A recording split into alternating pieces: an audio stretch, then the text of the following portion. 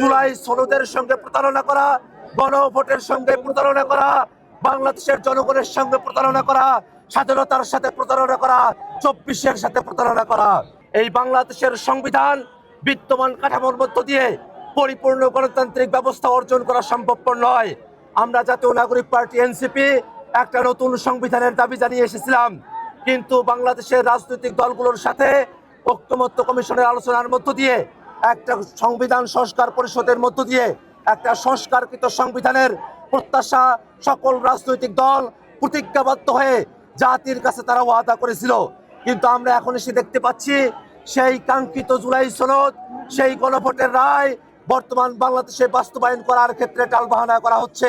47 আমাদের এই ভূখণ্ডের মানচিত্র এঁকে দিয়েছিল, 71 আমাদের স্বাধীনতা অর্জন করেছিল এবং 24-এর মধ্য দিয়ে আমরা নতুন বাংলাদেশের পথে অগ্রসর হওয়ার আমরা সুযোগ পেয়েছি।